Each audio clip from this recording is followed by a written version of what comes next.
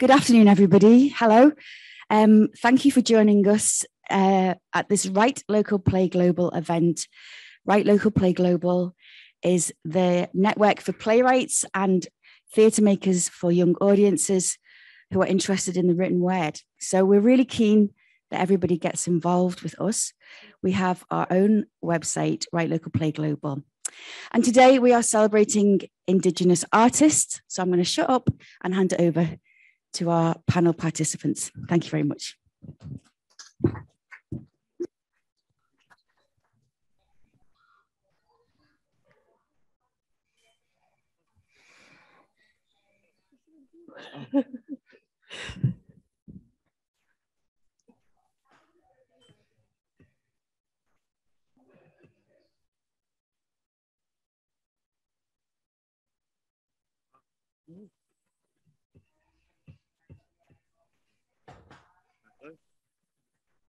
My name is Tupuatinga, 39 years old, 4 kids, and I make that, and it's really nice to meet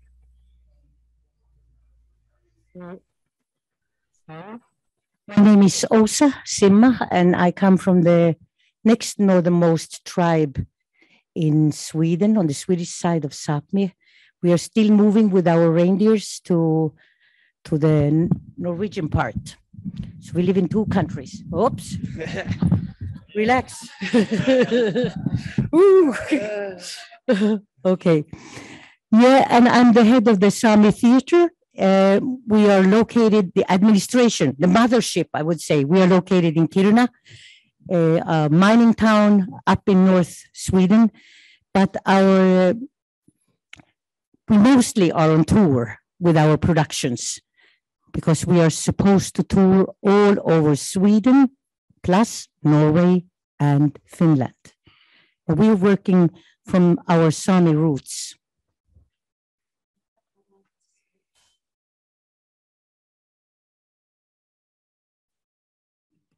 Is that my turn? Yeah, okay. You mob, Wayamba Danaya, Nagel Zach James. Now Barama Yamaji na Jupan Wangatha na Bidra Murray. I pay respect to the Sami mob over there and to your elders past and present. It's a pleasure to be a part of this and to have this conversation with you mob as well. So my name is Zach James. I'm an Aboriginal man from Australia. I'm Wongai, Yamaji and Murray, and my dreaming is Jigana, the dragonfly, as well as Dingo, Jundu as well. So I'm a playwright and an actor, and I run workshops on cultural empowerment for young people as well to breach gaps in culture and suicide prevention and talk about oppression in like good ways with art. And yeah, I didn't think I was going to be on this panel, so it's a real pleasure to be here with you mob as well. I wish I was there next to you, but yeah, interested to hear all the conversations.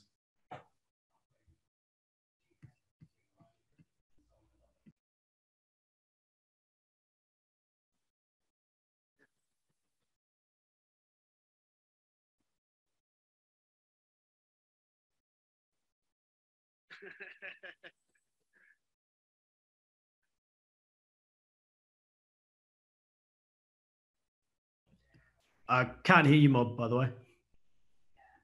Oh, the question was, can you talk to us about your work? Is that, oh, everyone, oh yeah. Well, I can start. I think that sometimes mostly I'm a social worker actually in the work that we do. And because there's a lot of things that's going on in our culture, and there's big changes going on. And you have to sort of listen to the voices in our culture, and sometimes they are painful. And then you have to sort of get the ideas and build the performances from there. I would say, besides being a social worker, I'm also working to rebuild our society, to create a new society from the ashes of colonialization. And I would particularly want to talk about one performance we did, which was a very strong experience. We did it for a couple of years ago, and it started with the fact that Canada had just finished with the Truth and Reconciliation process, and we heard sort of rumors that it might happen in Sweden for the Sami people. And then I talked to a Sami director, and she said, well, if you give it to the hands of the politicians, it's going to take 100 years. So we decided that we'll do it ourselves. We'll do our own Truth and Reconciliation process. And we decided that we go to five different Sami communities that have a bit of trouble, where there is a lot of things that have to be solved. And it was a half-year journey. We moved into the different villages, and we lived with the people, and we talked with the people. And myself, I don't really like that, to just go to a place and talk to people and steal their stories and then leave and say goodbye, thank you, and start to create a performance from the material. So we stayed. We have on the Norwegian side of Sápmi, we have a very strong organization that works with psychosocial issues and working with traumas, and they're very advanced. And so we had a few of their psychologists with us connected to the project. And we also had 3 Sami authors. And we traveled to different places and located the issues that are going on there. And it was a very hard work, because when you go there and you listen the truth of Sami people and the experiences, boarding schools, the loss of language, loss of religion, and all this, there is a hole left in these humans that is quite sad to see. So every time we came from these visits, it took me about 1 week to become normal after that. And particularly one place we went to, it was on the Norwegian side of Sápmi. It had come in the national news, breaking news about from the Christian society, how they had been abusing Sami children sexually for many, many, many generations. And it was like breaking news, and it became a big issue in Norway. And it had ended with I would say maybe a 3rd generation abused committing suicide. And that was like what started the fire. And as creating a creator for theater, it's quite tough. And how do you make a play from this? So we decided to be very true to the material that people delivered, the words, what they witnessed. So we didn't add anything or take away anything. We used their real stories. And besides, our authors that were following us, they maybe wrote a song or a poem or a little story from their experience hearing these people talk. And afterwards, meeting the audience, and especially those that had witnessed, it was a very, very strong moment, and especially for them that had shared the stories.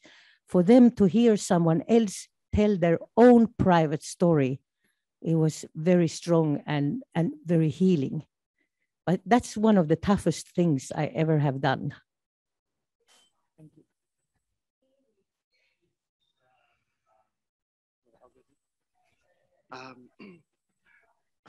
Yeah, I started dancing professionally at the age of 23, and I danced for like New Zealand's top dance companies. Started with Black Grace, New Zealand Dance Company. Black Grace, Mau, and then New Zealand Dance Company. And I learned a lot of things from that, but I always had a bit of an imagination and liked to personify a lot of things you know, in terms of just joking around with people. But you know, you learn a lot from these people you work for. It's like with Black Grace, you know, I learned about this external sort of rumble.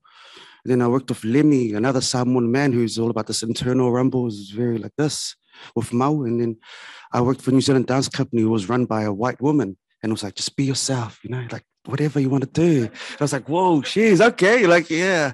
And, you know, and with Black Grace and Mau, it was like just one person telling you the idea, you know. And then with New Zealand Dance Company, you had all these multiple choreographers that you only hear about, you know, that's in New Zealand. But because I did all this dancing stuff, you know, I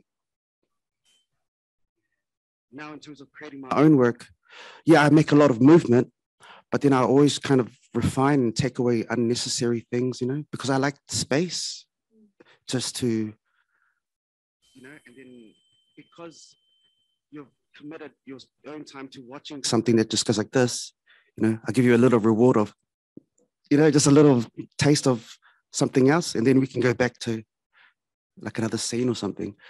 Yeah. So I like the idea of being naive and hopeful and that kind of stuff, love, and, you know, all that stuff. Purple, green, yeah, whatever. Yeah. Yeah. So yeah. Thank you. Thank you, Mob. I just want to say, Auntie, now Guradu Wulanu Balu, my heart grieves for you and for your mob as well. It's something that we as First Nations Aboriginal people experience globally with colonisation, and coming to terms with those hard stories, you know, and we're the storytellers of that, and discussing that pain in a way that we can grieve, but we can grow from it as well and turn it into empowerment, and how we can really help ourselves in those stories. For myself personally, I started off as a children's writer. So we took old dreaming stories, so we call it Jukapa, which is our dreaming stories, our creation stories. And I would turn that into kids' plays for young people. And that was for language and for culture to keep it alive, so that with permission from my old people, they gave me permission to tailor it to make it a bit more modern, a bit more contemporary, so that young people could understand it but still listen to it as well. So I started off with that, and then naturally, I think we all do it because we're helping our people and helping ourselves. I went into the social work side of it as well, where naturally I was brought into like suicide prevention and mental health, and realizing that we can use culture and dance and theatre and language and music to help talk about our issues in a safe way, because we are all storytellers, and we have been for a long time. And I found Dr. Martin Brokenleg's Circle of Courage, and he's a First Nations psychologist from over in America, and utilising a lot of his style to justify to Wadjulas, to people who aren't Aboriginal, that our culture matters and that it has direct impact on us on a psychological level. And that's when I was able to start talking about those conversations with young people, so that they would feel safe in the community to then start talking about, you know, oppression and what was going on there. And instead of me writing their stories in the community, because I do the same, Arnie, where I'd go into a community, but instead of me taking their stories, we'd do devising, so forum theatre or theatre of oppression, Augusto Boel, and we'd start making stories together, and then we'd bring psychologists in as well and community mob to make it a safe place. Yeah. Yes, I started to think. Yeah, we just recently, during the pandemic, we couldn't tour. You know, we were sort of stuck in one place, and it's a very good time to think and be creative when you are stuck. So during that time, idea came to really work with the traditional Sami stories, and to renew them, to somehow take it to this time, so it's not only from the ancient times. And in our storytelling tradition, it is very okay to embroidery the original story and change it a little bit and be inspired from it. So one way for me, I need always like new actors to my theater, and to get actors that speak Sami is not the easiest task. So I've been working very much with the fact to learning by doing, learning the young people by doing it, and having good teachers for them that work with their voices, that work with the movements and so on.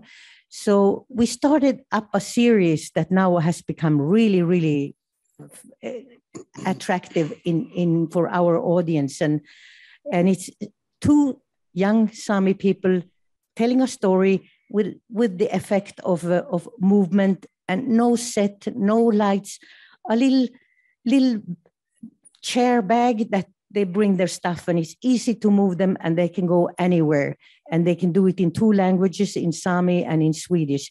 And we started from the earth, all the stories that we have traditionally that's ongoing on the earth, and we had the theme, the earth, the human, and the connection to the birds, and what the birds mean in our society, and bringing the birds in as messengers in the story that these 2 young people told. And they toured with that for a year, and just recently we moved up to the sky, and because we have lots of stories happening in the sky, what's going on in the star constellations, the moon, the sun, how they interact with each other, and what will happen if one star hits another star, and the collision will happen, and this world will be gone. You know, we have those stories predicted in our traditional storytelling, and those guys are now on tour with their chair and with their body, their voice, and their traditional singing, and they are all around in Sweden.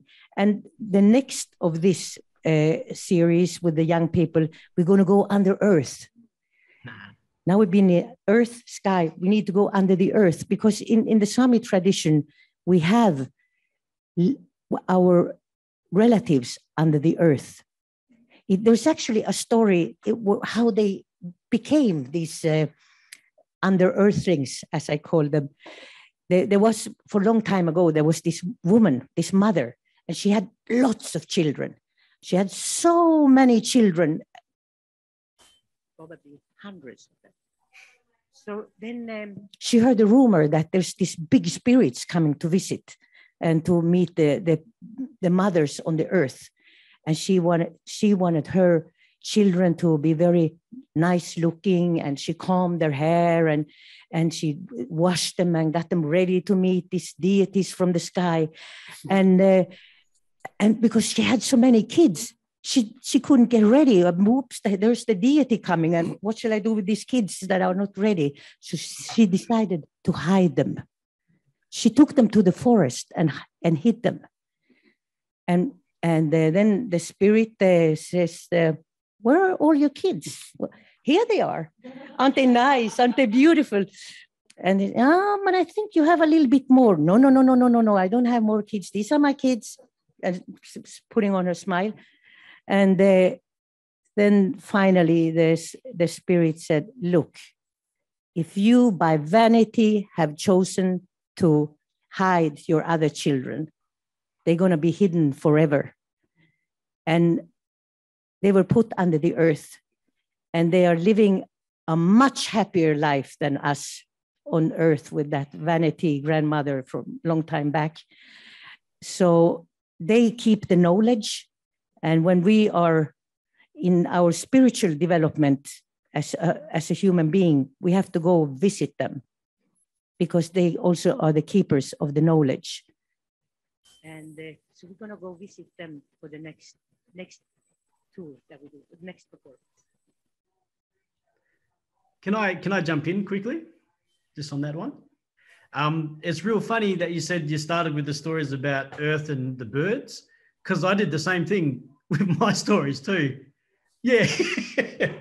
The first story was about, so this is a Noongar dreaming story that the elders passed down to me and said I was allowed to talk about it with them. And when Earth was knitting, when it was cold and there was no fire, and Mika the moon had Karla, which is fire, And so the birds had to fly up and take fire and bring it down to earth again to bring warmth into the earth.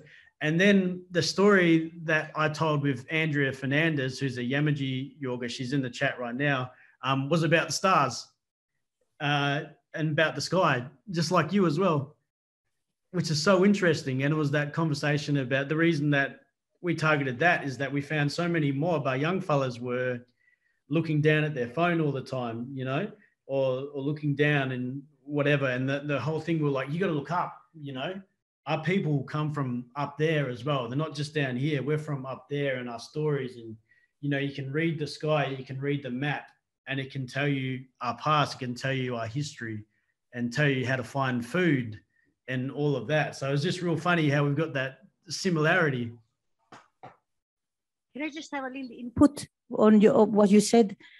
This is a story from when I was younger and I was watching TV with a relative or elder relative of mine. And it was the story about Darwin. Mm. And Darwin is telling this, that the humans are related to the monkeys, and you know that story. Yep. But this older Sami man, he said to me, look, that might be for the Europeans, but that's not for us. We come from the stars.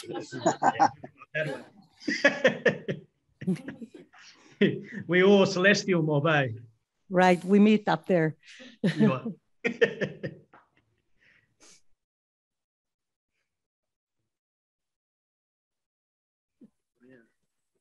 mean, I guess I come from like a bit of a funny place, like in terms of talking about tradition, like where you're from. Like I was born in New Zealand, but my parents are from Samoa. I've traveled all around the world, but I've never been to Samoa. My parents speak to me in Samoa and I speak back in English. So it's just this kind of weird space, you know, like, and it's nice to just kind of accept it. And then when you can surrender to that kind of thing, you look at the world differently and you appreciate the things you have or whatever. Yeah. Yeah, if I can jump in here as a European, as it were, of European descent, I love that comment Essa made about, you know, these are for us and these other stories are for the Europeans, you know, and understanding where so many indigenous cultures, their own traditions and how similar they sometimes are and sometimes different, but how very different they are than that sort of, you know, what can I say, more intellectual, distant, colonializing influence that Europeans had all over the world. And I love that so many First Nations people are rediscovering, and so many children are rediscovering those roots. And what you three and so many others are doing is so important, especially to young people. What is their identity? What is their real identity? Where do they come from? Really, not where they were told they came from, but where they did come from. And what does identity mean post-colonialism too? You know what I mean? Just like you were saying then, brother, the idea that in order to be cultural, you need to know everything is not so much true anymore. You know, our culture's never been stagnant. It's always evolved. It does evolve. And you find yourself, because your ancestors are within you, they follow you, they hold you up. And no matter what, as long as you are giving respect to your old people and to your own people, that culture naturally comes through you. That's something that I really believe in, what I try to teach our young people as well, because you might say stolen generation, okay? So the White Australia policy, when our kids were taken away and put into the mission systems, there was a prolific damage done to our mob because everyone grew up not knowing their dreaming, their Jukapar and their language. But yet that doesn't make you any less Aboriginal, because you're there from a situation you didn't control. And the steps that you take now moving forward are the parts that make you who you are. You know, even if fragmented, we're still whole because we hold each other up. And whatever elements we take in empower us and keep us as people, as Aboriginal people, respecting our culture and moving forward.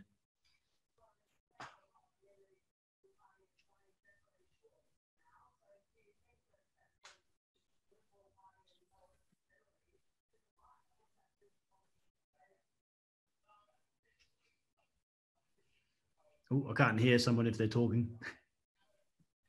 The question was, how do you deal with language loss in your community? Well, we have the language professor here. Well, it's actually one thing that we have done in our theater, and I have the entire crew here from. It's a pedagogic project. It's called Language Circus, and it's working with children. First, there's a little show with like in circus way, and that's just to loosen up and show to the children that you can be stupid and you can fail but you stand up and you try again, and part of it is also to do a workshop to learn the kids some circus tricks, and that performance project is only done in non-Swedish language. You can use any other language, Sami preferably, but maybe if you have a circus artist from Germany, and he speaks only German with the kids. But the thing is to help them, children, to understand that there is so many other languages than the dominating language. It's a big work, I tell you, to work with the language, and especially now in Sweden, there is 5 official Sami languages. I speak only one, and I understand another. And this task is put on my theater, since we have to work nationally for the Sami people. And I quite don't know how to solve that, how to integrate it in all the plays that we do. But we're trying different ways, and finally we might be able to find a method. But the thing, how we deal with it, is to make the language visible. And it's not only the theater. I have put myself now into a dubbing project to make animated film for using these stories that I told about that we do for children, to get them animated by a Sami animator, and then being able to do them in Sami. And maybe another language. Maybe you guys want to do it in your languages when the pictures are done. But awesome. yeah, but basically to use the language, even in the administration, so that when you open the door to our administration, there is Sami-speaking people, whoever comes, making the language visible, and speaking more. Yes, but not all over Sweden. We have some Sami schools, which are like four all over Sweden. Five. There we have Sami language spoken in the kindergartens.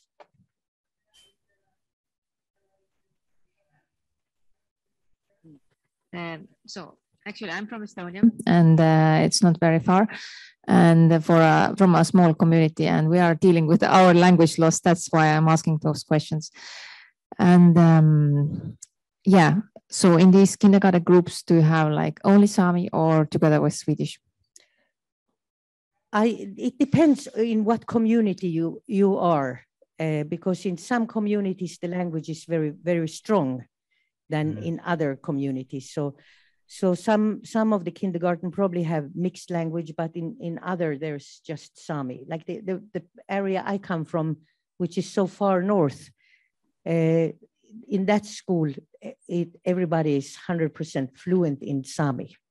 Wow. And what I also did with these Sami kids with the dubbing, the work with the dubbing, we have made a lot of workshops for them to learn them to dub films, because when you make animation for children, it's very important that the children hear children's voices. So it's not a grown-up doing it. It inspires to hear somebody at your age talking.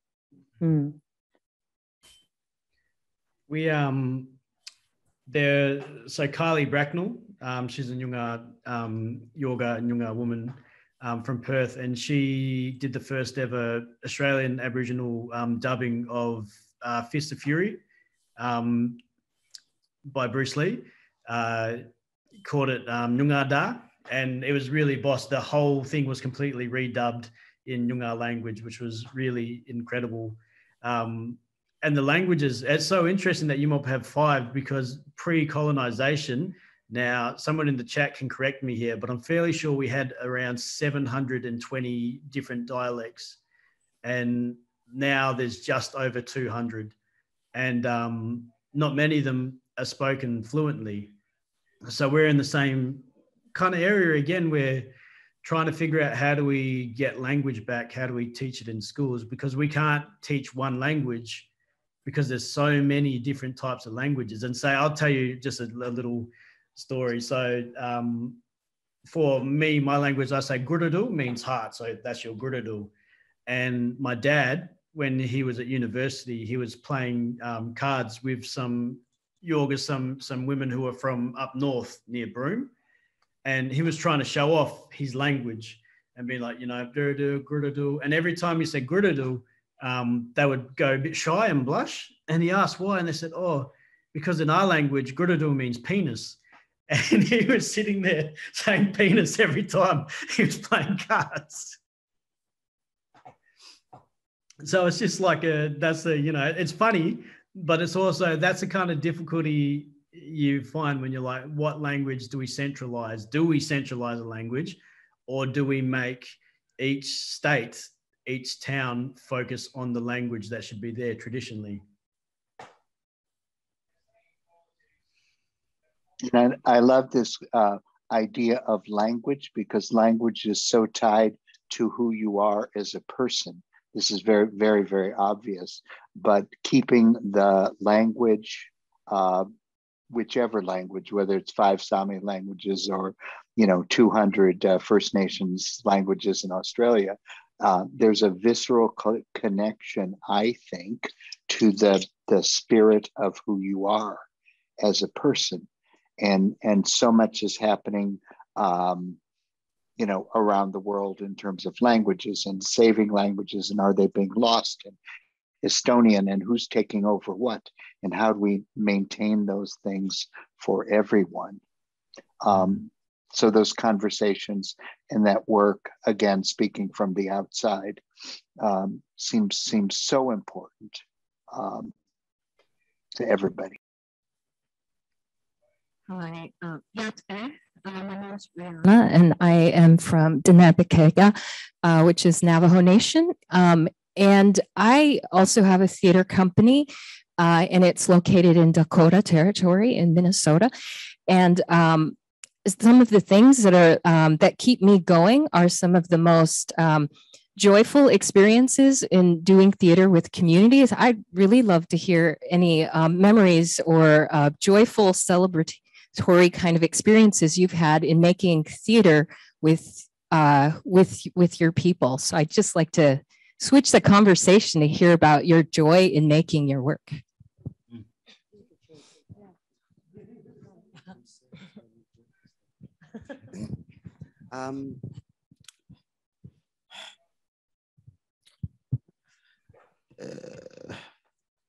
It's more of a class kind of system in New Zealand rather than culture, like where people are placed. But there is working with kids or young people is that funny space that we walk in, and some people are just like, whatever, like don't want to have a bar of it. But once they click, that you really want to make something cool, like it make them look good, that kind of thing, and share this kind of music that I love, that that's not a popular or whatever, but there are a common feeling towards it as like joy. But yeah, I mean it's just nice when they like surrender to an idea,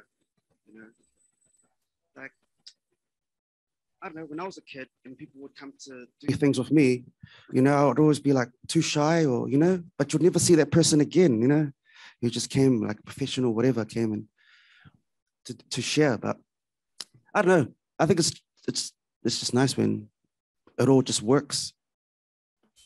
Everyone, yeah. And everyone's open and just does, you know, and just goes.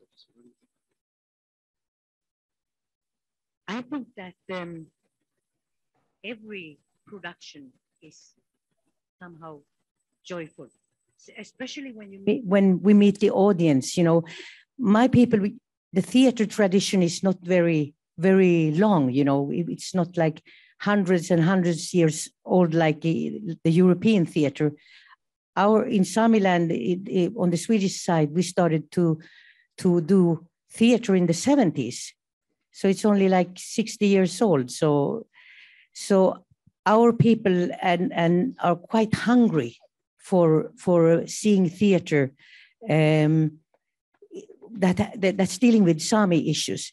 Oh yeah, now I remember a joyful moment. Now I was talking with my uncle, my father's little brother, and he came to see one of our performances, and he was so happy afterwards, and he said, "Whoa, you telling about what's going on in our culture." And he said, when I had to go to the army service when I was young, we were forced to go and see a Swedish theater that was touring. And he said, and those, it was like a man and a husband, and they were just quarreling all the time and talking about their life. And it was not fun at all. But to see this, what you have done, and it touches our stories, that was joyful. And he was very grateful, and he comes back. And he's actually my thermometer. In everything I do, I ask myself, would my uncle prove this? And when I feel yes, he would, then I know, okay, I'm on the right way. And also, I think it's very joyful that we are now increasing the Sami audiences.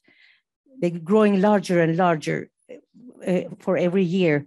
When I came to the theater had been run by Swedish people for 16 years. So I was headhunted by Sami politicians. And even they told, well, if you don't come, I was working in Norway in the Sami movie business. And the politicians said, if you don't come, we're going to close this theater. So I put on my clothes and went in my usual Sami cultural army service. It's that's real funny. Yeah, you know, we talk about working with young fellas especially, and you know, it could be a really dark topic, but we're just so funny. I don't know if you know what I mean? Like us Aboriginal people, we're just funny, no matter what it is. I don't know if that's being biased, but the way that we deal with trauma sometimes can just be really funny. But like on a positive thing, so I went to Derby probably about 4 years in a row, and Derby's in the Kimberleys, the northern part of Western Australia, and I was there doing forum theatre for the young kids there, young mob up there. And we were making films each year. And the first year that we came down there, you know, they were kind of a bit nervous about it because, you know, it's the first time meeting me and, you know, meeting the crew. And then by the next year, they saw me coming in. Hey, uncle, what you doing? You coming back? And, you know, they're like grabbing the camera, start telling their own story, making their own movie about it. And it was so good seeing these young fellas be able to talk about heavy issues, but smiling about it and actually knowing solutions to stuff like mental health, like how to give support. You know, if your brother boy or your sister girl is struggling, you know how to ask them, but you're making it in a movie that's really fun. And it's kids, young fellas who are driving that. And that is probably one of the most joyous occasions I have, because there'll be maybe a bit dark conversation, but they'll be laughing, dancing. All them young fellas would just be mucking around at the back where you're filming. But yeah, it's what makes that kind of stuff worth it for me personally. And I'm 100% sure, same for you two as well, and sister in the audience there, is when you see your young people proud of their culture and proud of talking about how to move forward as young people.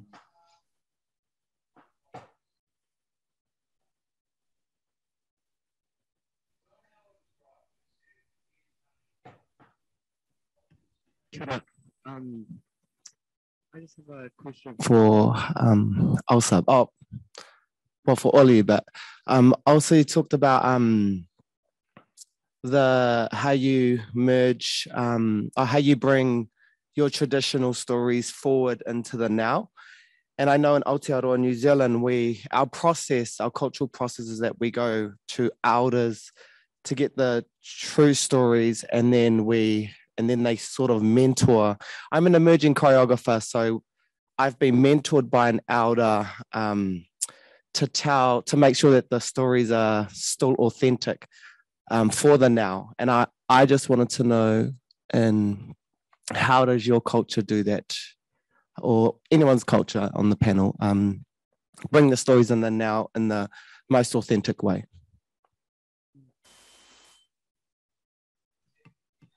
Well, of course, you have To be true to the original story, and you have to know it very well, and you have to know why the story became like it became, and you have to, I think that you have to tell the original story many times for yourself before you can start to make a little detours and so on.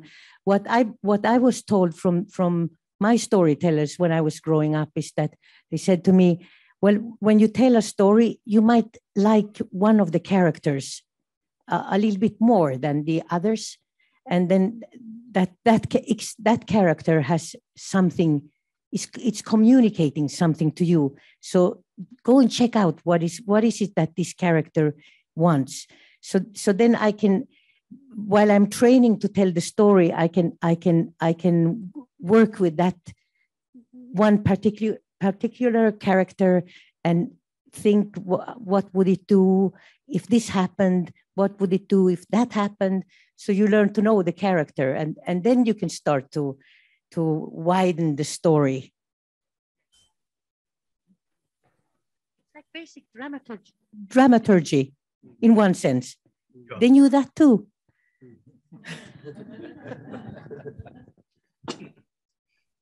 You got to make sure you tell it properly, though. Otherwise, Arnie's going to come and give you a big slap on the back of the head.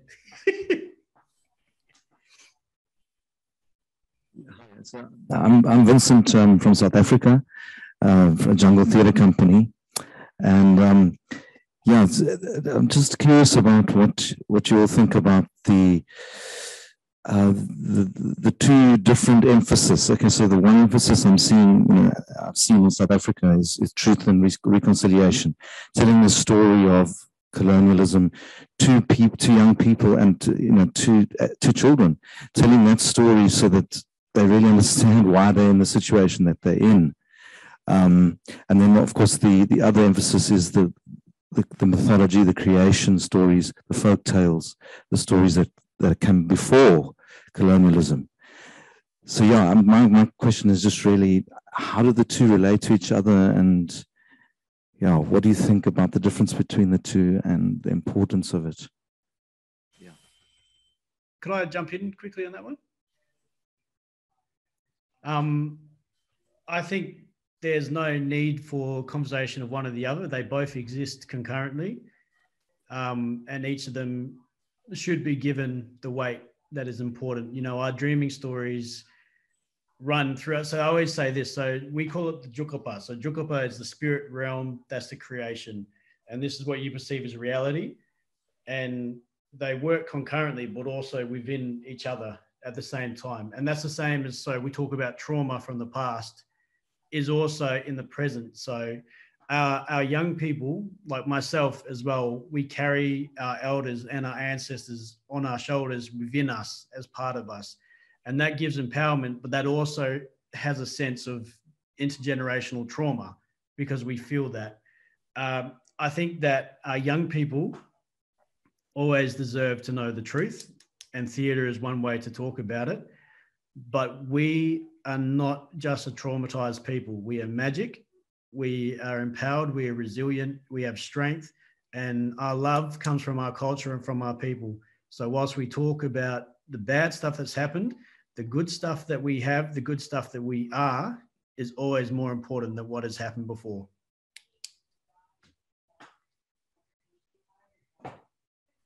I think these stories. So if we talk about truth and reconciliation, I think that those stories, the truth stories, they are like around the dinner table for many, many Sami families. We talk about it all the time, you know, and it's, yeah, you hear how it was for those that were in the boarding schools, you know, way back then, and it's like everyday talk somehow. So that we know very well. But I'm thinking, I remember this was maybe, it was for a long time ago, and I was about to, well, I wasn't about to make a performance. I was demanded to make a performance from mythological characters. They came, there was these three important deities, female deities in Sami culture, that started to visit me in my dreams and asking me that you have to tell about us. You have to tell about why we are put. They live with us here on the earth, these very important deities. So then I had to do a lot of research from storytellers and I mean, you just don't, it's to make a story, it's not a documentary, you know. So it was a long journey for me to learn to know what they really wanted to be told. And they, during the process, they visited me many times and led me the right way. But it became like with them in a modern time, and how they can affect us and help us and change things. But I took it to modern time with their what they are here for, to make our life easier.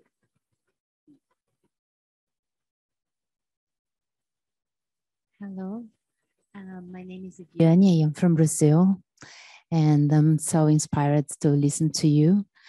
And I have a complex question. I hope I will be able to do that, because in Brazil we have almost 400 different indigenous people, and we are living a very tragic moment where we are living a genocide of indigenous people in Brazil from our government.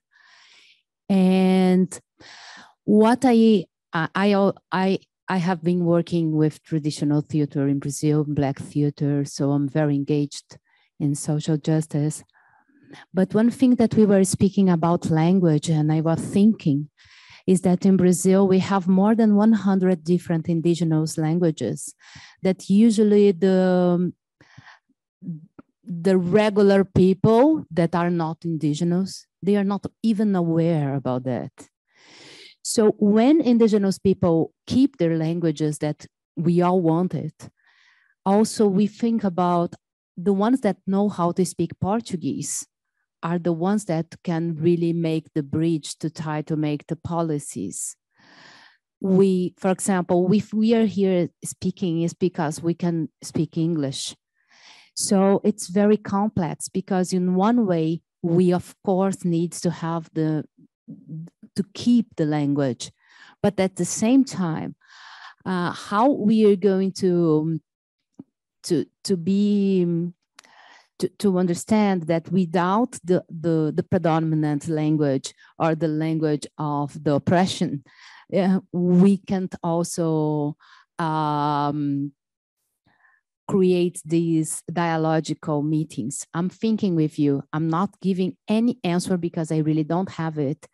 But at the same time, I'm thinking about how we, and this is something that I try to do in my work, how we work with these vulnerable children, empowering them, and speaking about language as an entire expression of body codification, because sometimes we want to keep the language speaking, but they already have so many oppression in their bodies that they don't have the body codifications of their own culture.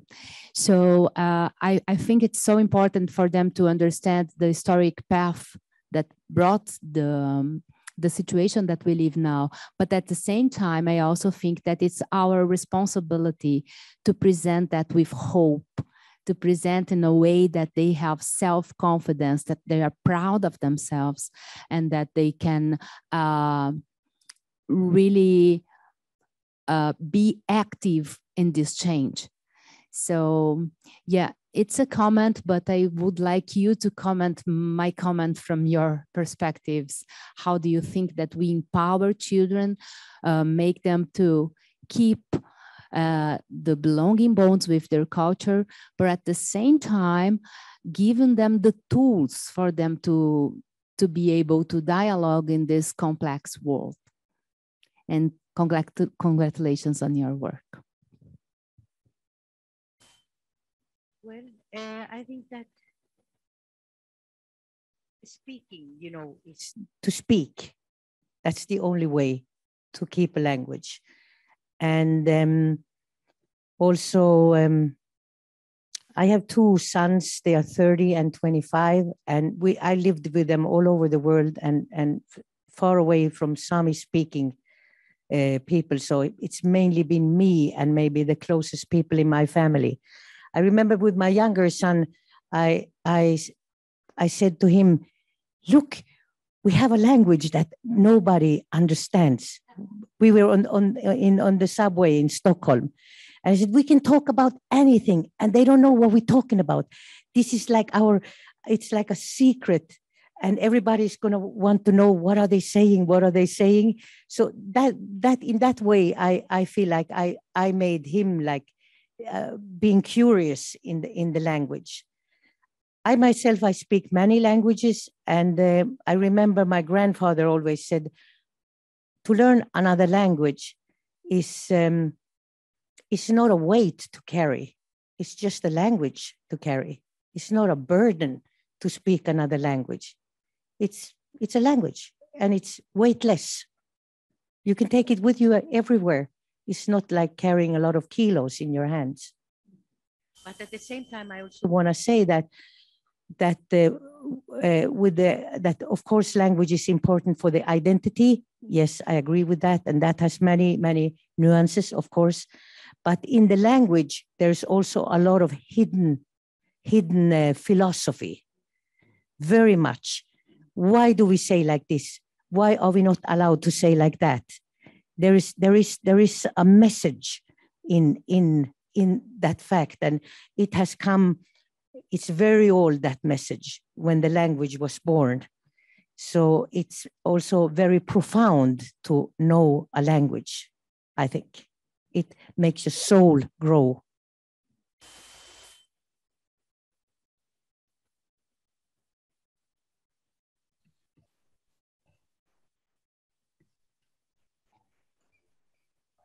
Hello.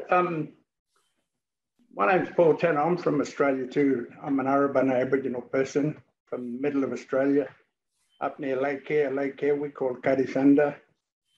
But language, so many of our people over here missed out on our language because due to policies of the past, colonisation, or there's lots of other names for that period of time, and the ripple effects that still affects many people today.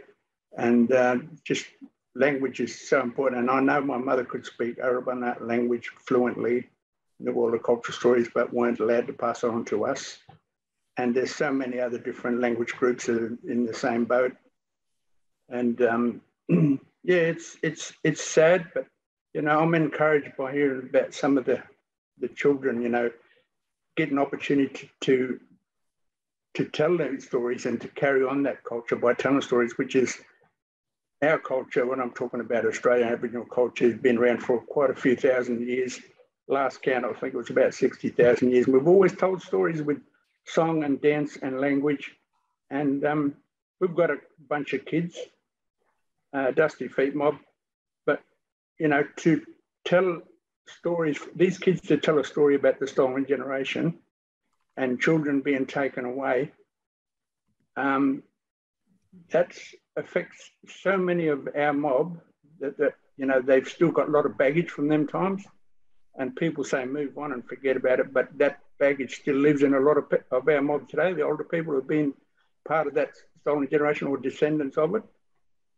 But we've got a group of 20 or so kids, and we've got I'll call him a legend, Uncle Archie Roach in Australia, who's who was taken away as a 3-year-old and chucked in a mission called Framingham, I think it was. And he wrote and sung a song called Took the Children Away. And we, as a little group, put together a dance along with that song. And we performed it live with Uncle Archie. And when he first saw it performed, just warming up and practicing it before the actual performance going the following day, he was very, very emotional. And to cut a long story short, we performed live with him the next day. There was a lot of people there, a lot of Stolen Generation descendants, and it was very, very, very emotional. But the feedback we got from them, especially our kids, gave us the motivation to keep telling the story. And I'd like to think we will keep telling that story. We don't do it to put people on a guilt trip, but we do tell it because, like I said, that baggage lives in so many of us now today. I worked in the justice system for nearly 30 years. I worked in the prison system, and someone did a bit of a talk to a lot of the prisoners where I was working at the time, and nearly 80% of them had links to the Stolen Generation descendants. But yeah, no, I think it's really, really important to keep carrying on the stories, the happy stories, and the historic stories that sort of explains why there's so much, grief and loss and baggage, and yeah, it's still there today. But I must emphasise that we don't do it to put a guilt trip on people, but you've got to know past. Our kids have got to know the past because they're the leaders of tomorrow. And yeah, and I'm usually the bad guy there that takes the little one away in the dance, and that little one wouldn't let anyone else take her away from the mother in the dance. And you just wonder when she's 4 or 5 years old why she was doing that, and why she wouldn't have a bar of anyone else doing it. She probably thought, well, Papa's going to bring her back. But that at least they know why they're doing the dance. The choreographer mother of the dance group, her father was taken away as one of the last ones in the rabbit-proof mission over in Perth, over that way somewhere. So yeah, I think it's really important. And I think I've talked enough now, but yeah, no, it's really been encouraging listening to you guys tonight. So thanks for your time. Thank you. Thank you very much for your contribution. We're going to wrap up a little bit early because our panelists have to travel. I just want to say thank you so much, Asa. Tupua, thank you very much. Thank you, Zach. Thank you to our online participants. Yeah, if I can say one thing, Ginny, also. Yeah, thank you. Before you leave, on behalf of Right Local Play Global, thank you. This is very, very moving. This is a conversation and a set of connections that should continue. You all should have gotten an email with a link to some videos about performances by and with Indigenous artists. And Right Local's going to keep this specific area about Indigenous voices. We want to keep it on the site. We want people to contribute it. We want it to be a place where people all over the world can access links to groups and artists who work in Indigenous communities. So what's the very start of a page is just like this was a start of a conversation that we want to continue. So it's been an honor. Thank you, Jenny. Thank you to all the other artists. We are honored to have been part of it. If any of you mob come over to Australia, to Perth especially, give me a message. I'll take you out on country and show you some of the culture sites and stuff. Up on that, I'll be there next year. Okay, thank you everyone. There are Right Local Play Global bookmarks just on the table with all our contact details on. Thank you so much. And don't forget to go and see the performance that starts 3 o'clock at the City Theatre. Oh, yeah, it's our brothers and sisters from Turtle Island. Oh, and 6 o'clock too. It's really nice to meet you, Arnie. I wish it was in person. Thanks to everybody.